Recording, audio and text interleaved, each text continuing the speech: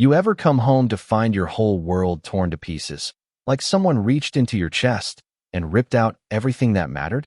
That's what happened to me, out there on the quiet shores of Willow Lake, Virginia, where the water's so still at dawn it's like a mirror for your soul. My name's Jim Harrow, 68 years old, a guy who spent 4 decades climbing power poles in the rain and snow to keep the county's lights on, and I'm about to tell you how a bunch of HOA bullies thought they could bulldoze my life and how I made them regret it. Picture this: a little cabin tucked back from a gravel road, half a mile from anyone, surrounded by pines that hum when the wind blows. I built that place with my own hands, board by board, nail by nail, over 10 years, for my wife, Ellen. It was our dream, our retirement, a place where we'd sit on the porch and listen to the loons call across the lake. Ellen passed 3 years before it was done, breast cancer, quick and cruel, and that cabin became my way of keeping her close. Every hammer swing a conversation with her memory, every window frame a nod to her saying, "Jim, tilt it just a hair to the right." It wasn't just a house site, was my heart, my church, my way of holding on to her. I'm no social media guy, no phone glued to my hand, just me, my tools, a fishing rod, and a dock I finished the summer before it all went to hell. Now, this lake had a road association, not even a real HOA, just a group to handle gravel deliveries and snow plowing. I paid my dues, kept my head down, stayed out of their way. But a few years back, this woman, Carla Vance, moved in from the city, a retired realtor with a perm and a clipboard, acting like she owned the whole damn county. She and her 2 buddies, Karen and Mitch, both transplants with too much money and not enough sense, took over the board and started making rules that had nothing to do with the road. Mailboxes had to be sandstone beige, Christmas lights down by January 5th, like we were living in some gated community instead of a forest. I ignored it. My cabin was too far off the road for them to care, or so I thought.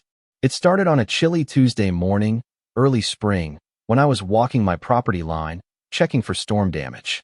I saw it on the big oak Ellen used to lean against, reading her Novelsa bright orange X, spray-painted, ugly as sin. Then another on a pine near my dock. My stomach twisted. I'd seen those marks before, working for the county. They mean something's tagged for removal, but this wasn't a utility crew, this was personal. I scraped the paint with my thumbnail, still wet, and spent the rest of the day with a knot in my gut, like I'd swallowed a rock. Next day, I found an envelope in my mailbox, stiff, cream-colored, with the HOA's logo, a cheesy pine tree in a circle. Inside, a letter, bold letters screaming, "Final warning." It said I was violating 2 codes: non-compliant slope grading near a shared watershed, and unsightly natural debris. I read it twice, laughed out loud, the sound bouncing off the trees. Slope grading? My land's been a hill since the dinosaurs. Unsightly debris? It's a forest. For God's sake, that's what forests do. It gave me 72 hours to comply, or they'd take corrective action at my expense. I crumpled it up, stuck it on my fridge with a magnet, figured it was just Carla playing queen. I own my land. No mortgage, deed clear to the water's edge. They had no power over me. I thought that was the end of it. I was wrong, dead wrong. The next Monday, I had a checkup at the VA hospital in Richmond, 3 hours each way, gone all day. I left before sunrise, drove back in the afternoon, and as I turned onto my gravel driveway, I smelled diesel, thick and choking, not the clean pine air I knew. My old Ford rumbled along, and when I rounded the bend where the trees opened to that perfect lake view, my heart stopped. Where my cabin should have been, smoke curling from the chimney, there was nothing, just a raw, brown scar of mud, splintered wood, and bulldozer tracks. My dock, a pile of broken planks. The oak, gone. The pines, gone. My workshop, Ellen's quilt, my grandfather's lat haul crushed into a heap of garbage. I slammed on the brakes, stumbled out, my legs like concrete, and just stood there, diesel fumes stinging my eyes, staring at what used to be my life. I called the sheriff, my hands shaking so bad I could barely hold the phone.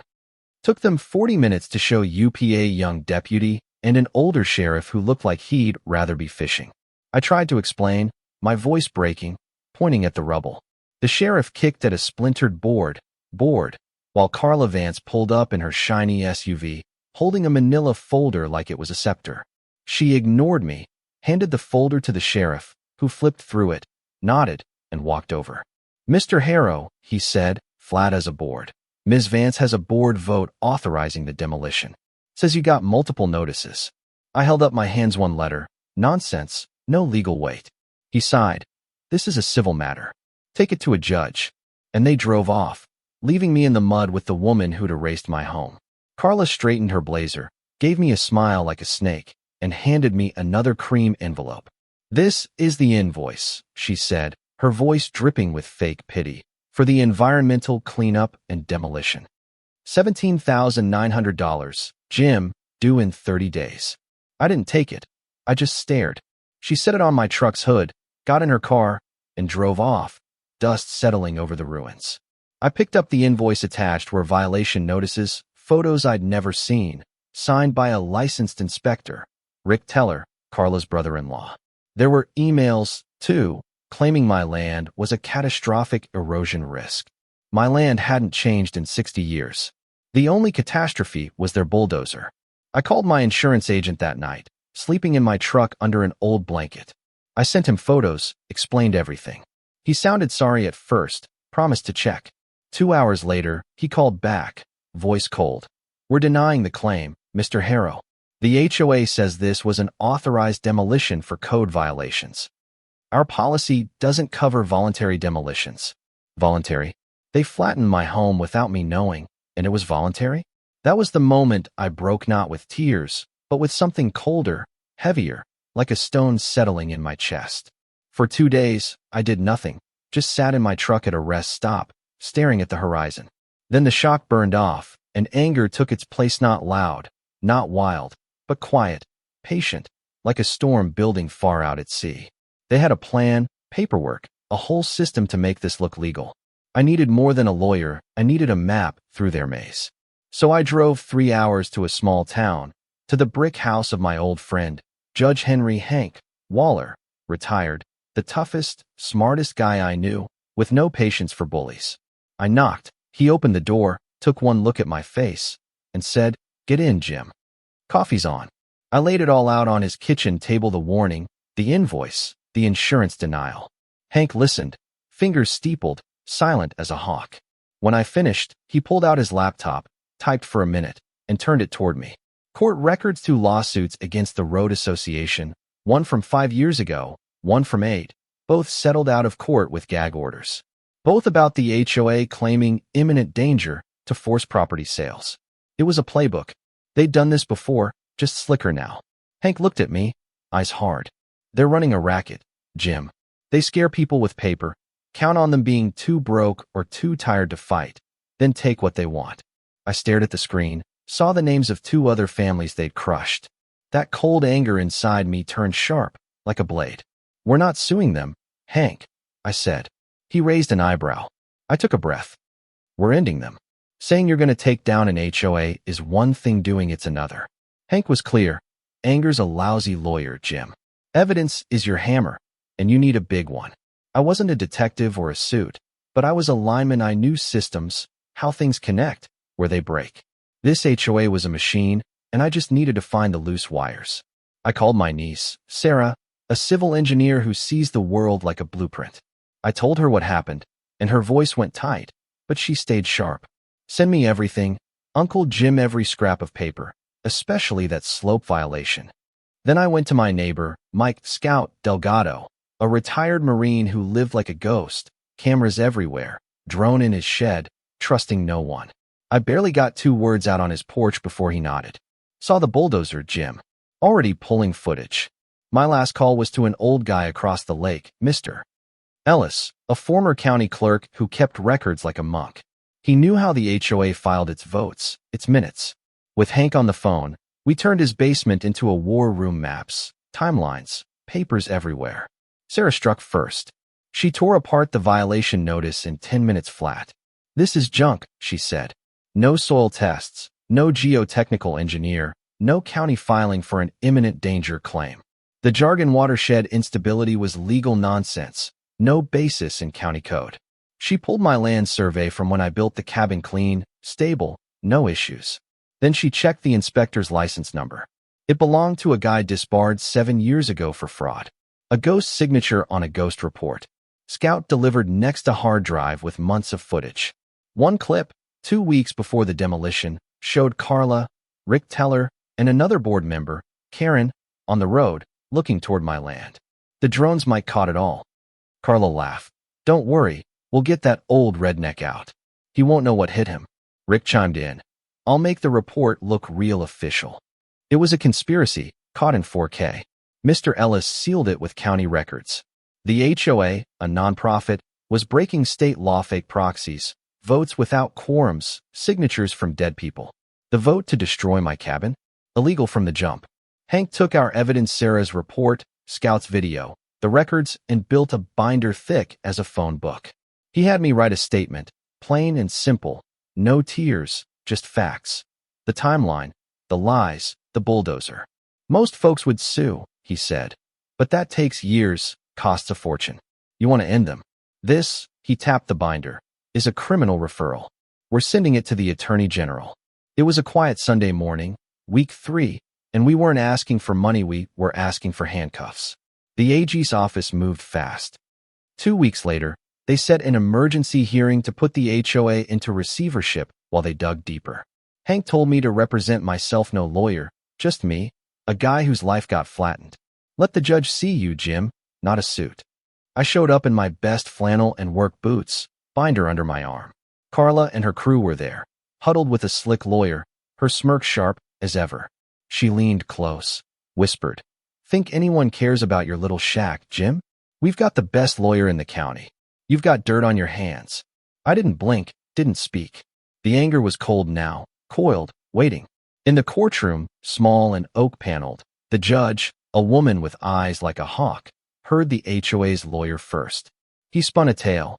I was a reckless resident, ignoring warnings, endangering the lake. The demolition was unfortunate but necessary. Then it was my turn. I gripped the podium, hands steady, and opened the binder. Your Honor, this isn't about feelings, it's about fraud. I laid it out. The illegal vote, no quorum, fake proxies. Sarah's report, no soil tests, no county filing, a forged signature. The judge leaned forward when I showed the disbarred inspector's license. The lawyer objected, called it irrelevant. She shut him down. Sit down, counselor. Then the state's investigator stood, holding bank records. We found $400,000 in misused HOA funds, bonuses, shell companies, PayPal transfers to personal accounts. The room went still. Carla's face drained of color.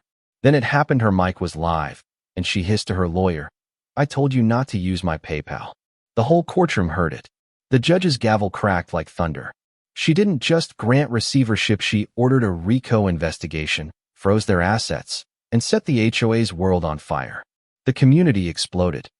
Neighbors who'd stayed quiet started talking stories of fines, liens, forced sales. The first to crack was Ellen Tate, the HOA treasurer, a nervous woman in her 60s who'd been Carla's shadow. She walked into the AG's office with a USB drive, 5 years of secret records, real budgets, audio from board meetings. One clip had Carla laughing. We don't find a fix, things we find a sell. Rack up violations, slap a lien, they'll sell cheap. My realtor buddies take it from there. It was a shakedown, plain and simple. A widow came forward, voice shaking, said they'd fined her into bankruptcy in 2019 over a fence color, forced her to sell to Carla's cousin. Her story was mine, just slower, death by paper cuts. Sarah testified at the next hearing, not as my niece, but as an engineer. She showed forged reports from 6 cases, all from one template, same typo, in assessment. They were too lazy to even fake it well. I spoke last, kept it short. They talk about slopes and watersheds, but you can't vote against gravity. My land's been stable forever. This wasn't about landscaping, it was looting. The judge's eyes weren't just the judge's anymore, they were human, angry, seeing what they'd done to my peace. The final hearing was a slaughter. The AG himself showed up, filing charges, conspiracy, forgery, wire fraud, RICO. He moved to dissolve the HOA, calling it a criminal enterprise. The judge took 2 minutes to agree, liquidating its assets for victims. My insurance claim was reinstated, plus $30 million in punitive damages from the HOA's accounts and a state fraud fund. Then came the moment I'll never forget. The bailiff walked to Carla's table, cuffs clicking. "Ma'am, stand up. You're under arrest." She froze, pale as death, as they cuffed her and her cronies. The room broke into applause, quiet, steady, from neighbors, the widow, even the stenographer. The judge let it roll. Outside, news vans swarmed, cameras flashing, reporters shouting about the home destruction scam. Carla's face, humiliated, was plastered everywhere. I didn't stick around. I slipped out, drove back to the lake, parked by the scar where my cabin stood. The sun was rising, orange and pink over the water, the air clean again. It was week 7, just before dawn, and I felt something new, not anger, not grief, but purpose. The money hit my account a week later, a number so big it looked fake. I didn't buy a yacht or a mansion. I hired the best engineers to survey my land, bulletproof, untouchable. I built a new house, bigger, stronger, no stairs, built to last beyond me. Neighbors showed up, scout with coffee, kids stacking lumber, veterans building a new dock for free, saying, "Welcome home, brother." I saw what Carla's game relied on, people being alone. So I called Sarah and Hank, started a nonprofit, Lake Guard, with the settlement cash. We made a website, templates, checklists, pro bono lawyers to arm homeowners against HOA scams. The county passed Jim's Law, mandating public votes and independent inspections for HOA actions. No more clipboards as crowns. A year later, I sat on my new porch, Hank beside me, watching the lake glow at sunset. "This house'll outlive us," he said. "And that law, Jim, what you built." It wasn't just wood or words, it was the idea that one guy, with proof and grit, can tear down a rotten system and build something better.